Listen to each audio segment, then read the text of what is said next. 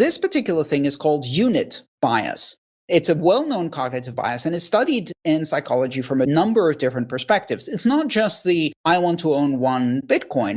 It's also the if you give me a 24-ounce cup of soda, I'm going to drink the whole thing just because it comes in that size.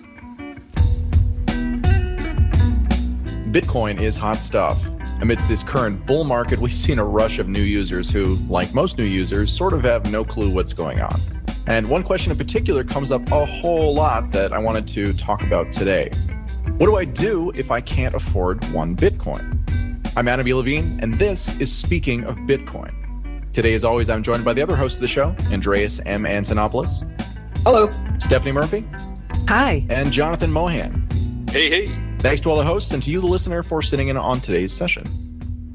So I was talking to some people new to the cryptocurrency space last week, and they were talking about what they were looking at making their first coins.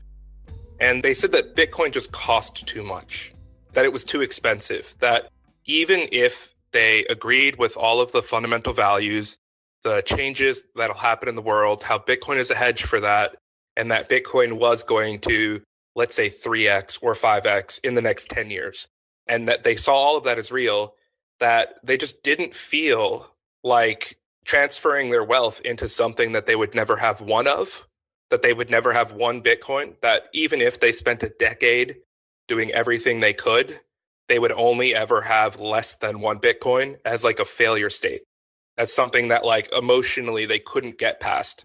And I started thinking about myself when I was in college, first learning about Bitcoin. And honestly, I don't know if Bitcoin had hit $30,000 or $40,000 instead of $1, if I could have seen it as something that I wanted to get into, just because of that mountain cliff of believing in something, but then feeling like a failure because you don't even have, quote unquote, one of it. What do you guys think about that? What do you think people should be thinking about when it comes to that? I think that's an important psychological marker that people check in with when they're thinking about, do I want to buy this? How much does it cost to buy one of this thing? And I mean, the real solution to that is to reframe your thinking.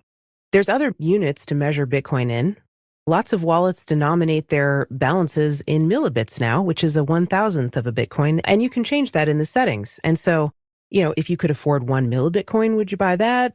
What about 1 Satoshi? The units are actually quite arbitrary, and it doesn't help that the news and everything reports the price in terms of 1 Bitcoin. But that is also kind of helpful for a very long-term perspective to see that it went from being worth nothing up to, nearly $50,000. Well, there's other things that exhibit similar behavior. For example, some stocks have extremely high unit prices, and of course you can buy fractions of them. Berkshire Hathaway is a famous example of that. Other things that have this kind of tendency are things like precious metals. You don't say, well, I'm not going to invest in gold because I can't afford a whole kilogram bar. Well, yeah, I mean, you can't. But that doesn't mean that you can't get an earring. It's still gold. It's just a different value. And the unit bias works both ways. So, for example, instead of saying, well, I can't afford a Bitcoin, but I can afford a bit, which is a millionth of a Bitcoin. You can afford a bit. And that has a nice name. It's not milibitcoin, which kind of makes it sound like a Bitcoin with too many feet. That's a bad Greek joke. It's not a unit that has no relationship. You could also just measure in Satoshis, because we all know, of course, Satoshis are the standard, as I keep getting reminded. And you could choose any arbitrary unit, but you could also go the other way, right? You could redefine, for example, 10 Bitcoin as a Chad. You're like, well, very few people can really afford to buy a whole Chad. But could I buy 1/10 of a Chad, a Bitcoin, or Desi Chad, as I prefer to call it? All of these things are completely arbitrary, and you can torment yourself one way or rejoice the other in a completely arbitrary way. And this is the key here, arbitrary. It's not rational to focus on any specific unit. And we have a word for things that humans do that deviate from rationality or norm, and those are called cognitive biases. And this particular thing is called unit bias. It's a well-known cognitive bias, and it's studied in psychology from a number of different perspectives. It's not just the I want to own one Bitcoin. It's also the if you give me a 24-ounce cup of soda, I'm going to drink the whole thing just because it comes in that size, even though I only wanted half of it. Or if you create a heaping plate of French fries, or if you give me a giant bag of Doritos, I'm going to finish everything. Unit bias has been studied a lot in terms of portions for eating, because it's actually one of the things that drives a number of eating disorders. Because it's a cognitive bias, it's a bug in your ability to think rationally about certain situations, and that bug can lead to behavior that is against your own self-interest.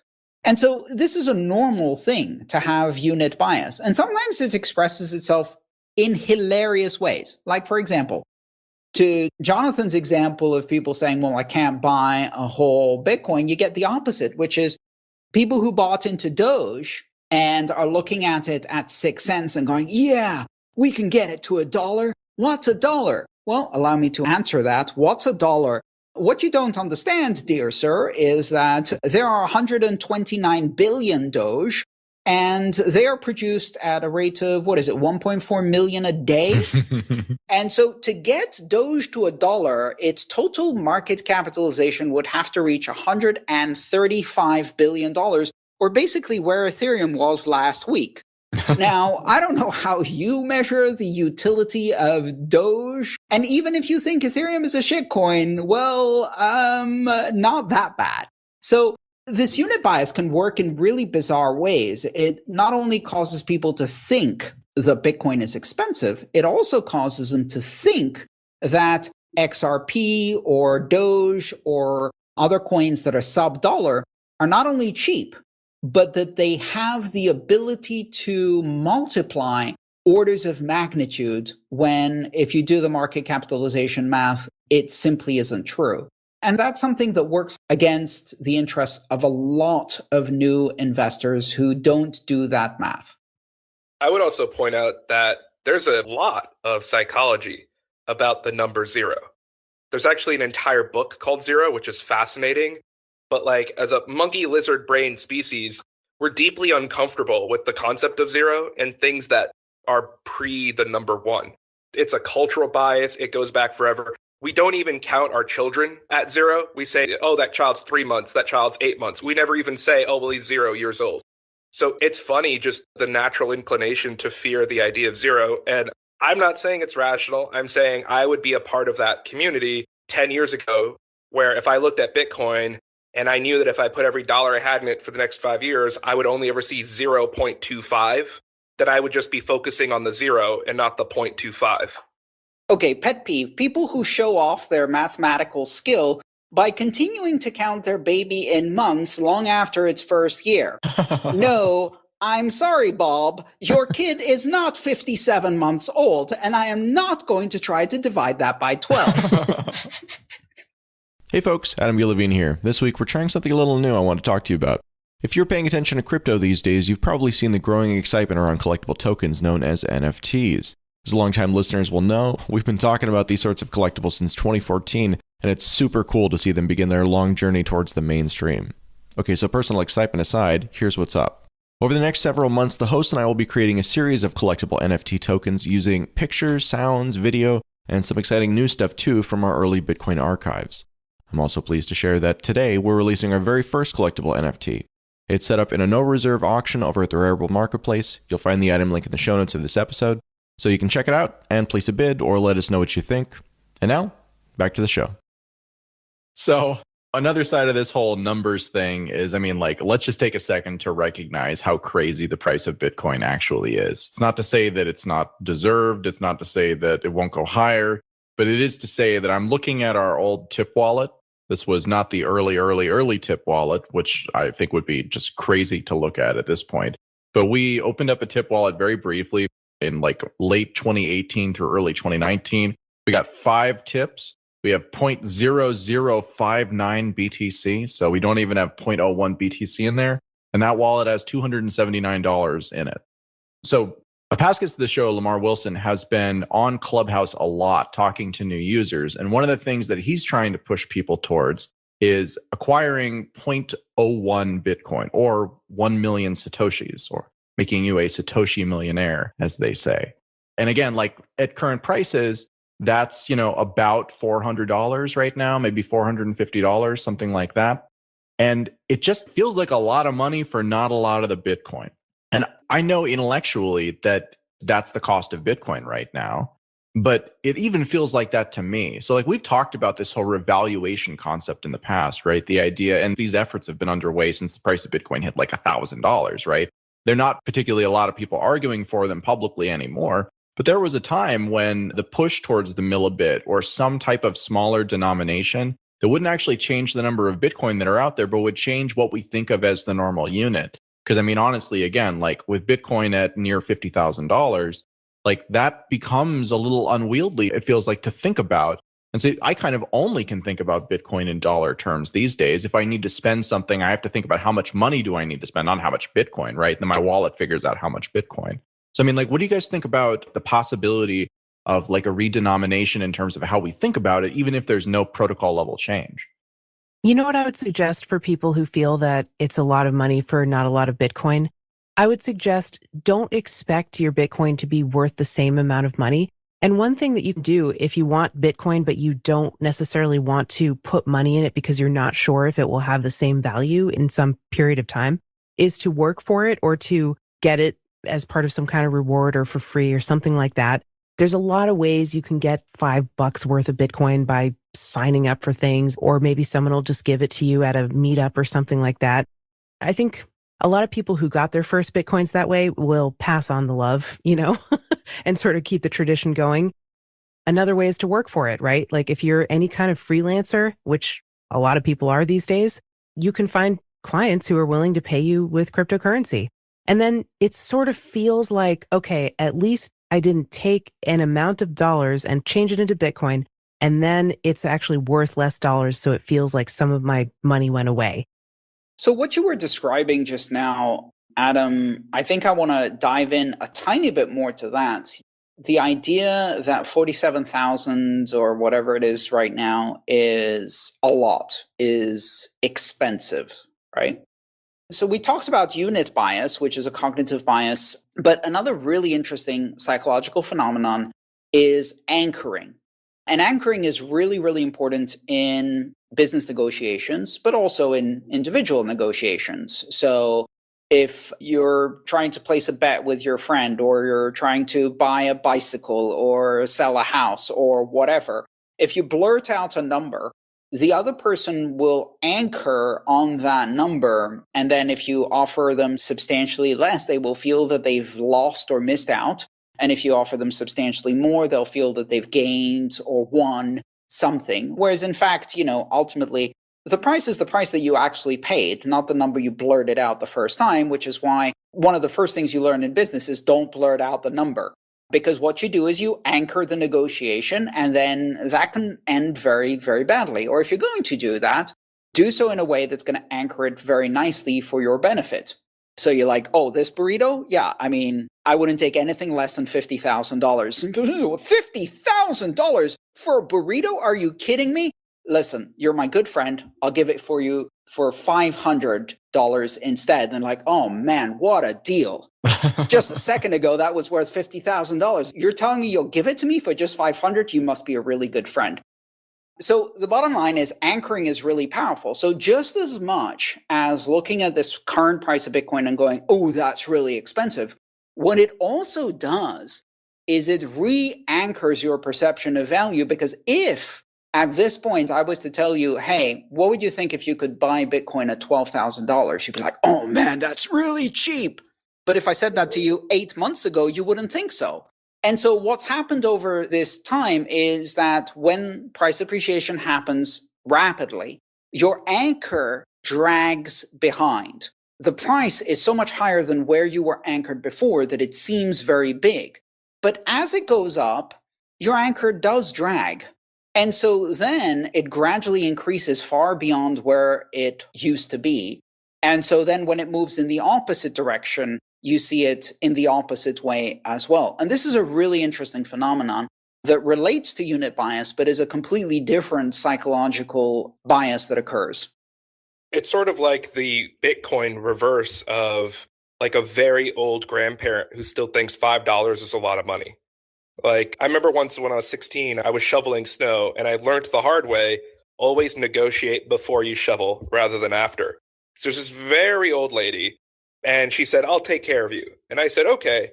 So I shoveled 2 feet of snow, her entire sidewalk.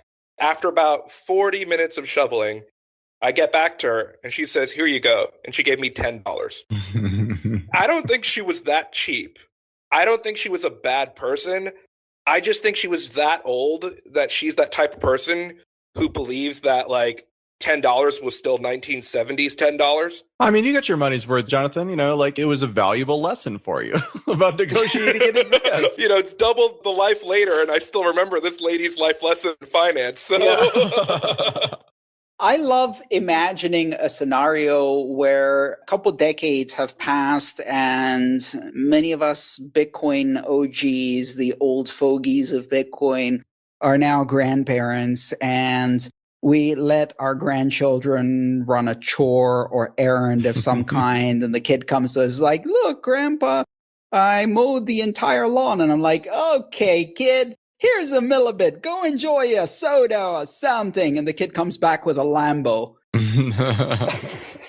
Okay, keep this in perspective. You know, you might be saying right now, oh, it's too expensive to buy a whole Bitcoin, so why try?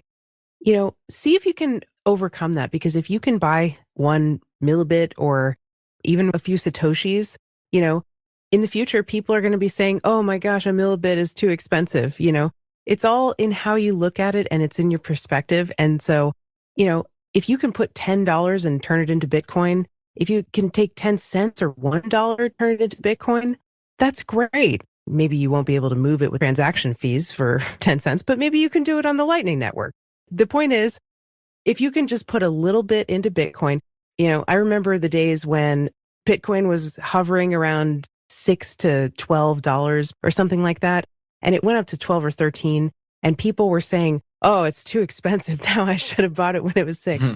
Yeah. That kind of stuff is always going to happen. The best way to invest into something is dollar cost averaging, just over time, every so often, put a little bit more money into it. And then you don't need to worry about the fluctuations and the volatility. You're just doing it on a fixed schedule and not worrying about it. And you know, that is never a failure if you're able to consistently invest over time a little bit. Not that we're giving investment advice or anything like that, but if you're able to just do something consistently over time, if your goal is to acquire Bitcoin, you know, then that's a success. That's not a failure if you don't have one whole Bitcoin. As long as you're doing it consistently and increasing your holdings, you're succeeding. The other thing that I would recommend is that in the early days, when Stephanie was saying Bitcoin was $5, $10, people were saying, look, buy 21 Bitcoin, because to the extent that you think Bitcoin will ever succeed, there will only ever be 1 million of people like you. Then now Bitcoin's so expensive, you know, back when it was at $1,000, $2,000, they say buy 1 Bitcoin. There will only ever be 21 million of you. Well, you know, Adam was talking about buying 1/10 of a Bitcoin. Yeah, 0.01 of a Bitcoin is what 1 million Satoshis is. And so I think another way to reframe it is thinking about how many people on Earth do you believe there will ever be who own Bitcoin? And then sort of what ring of ownership of the real estate of the plot of land called Bitcoin are you aiming to be a part of? And so if that ring of ownership called there will only be 21 million of people like me called 1 Bitcoin is too far, well, think about how much Bitcoin is growing and think in terms of people using it. And say, well, maybe I want to be part of the 100 million or the 200. There will only ever be 200 million people like me. Why? Because I own 200 millionth of all Bitcoin that there is. So one of the things that this shows and demonstrates really, really strongly is that Bitcoin does not have the third property of money. So we talk about money having 3 fundamental properties: store value, medium of exchange, and unit of account. And a lot of people who are new to this space will levy the criticism that Bitcoin's too volatile and that it's impossible to measure anything in Bitcoin because it's disinflating so fast, because of the volatility, because it cannot serve as a unit of account. You always have to convert it into dollars in order to understand what its value is. And that's very true. It is not serving as a unit of account. And that's a good thing. It's a good thing because given how volatile it is, and given the existence of both unit bias and anchoring effects in human psychology, Bitcoin would be a terrible unit of account right now. And in fact, the better it is at being a long-term store of value, the worse it is at being a unit of account in the short term. I think the thing I'd like to end on here, and I appreciate everyone's comments on this, is that we're living in a world where you are not allowed to make no bets. You have to make bets. It's just a question of what bets you're making, but there is no scenario where you're not taking some sort of meaningful risk. And for a long time, I was entirely in cryptocurrency at a time when I had not very much to lose. And that was a good thing for me at that point because I was looking for ways to elevate my situation. But as you get older, you come to realize, and you come into situations where you do have something to lose. And so the kind of thing that I'd like to leave us on is that whatever amount of Bitcoin you are comfortable with, that you can just be a squirrel with, stick away in, a hardware wallet, and then just forget about, all the people who have been most successful at, turning their, very small investments into very large investments within Bitcoin, that's the strategy that they've taken. The more you pay attention to it, at least the more I pay attention to it, the more I've always been encouraged to do things with it, right? To build projects and do things that were very exciting to me that I was really interested in, but which in hindsight, and I think this is true for a lot of people in crypto, wound up basically waving goodbye to fortunes that would have been there otherwise. So it's not to say that you shouldn't do projects, but it is to say that the most effective strategy to actually use Bitcoin as a way to increase your personal situation seems to just be to just get it and then just wait and not worry about it, not think about it. HODL, like they say. Is it HODL or HODL? I always say HODL. I say HODL because it sounds more like hold. And for people who don't know the history of this meme, it comes from a forum post where a guy was getting drunk and lamenting the price drop in Bitcoin, but saying he's still hodling. He mistyped hold.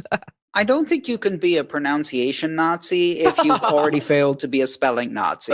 So, Okay, so anything goes with HODL, HODL, whatever. The point is, just hang on to it and wait, and you will be rewarded. And pick an amount that's small enough that you don't feel that tension. Because I know so many people in this space, and certainly it's afflicted me lots of the time, so much tension because of the importance of it to you, right? When you're all in on this stuff, it's very, very hard to disconnect emotionally from it.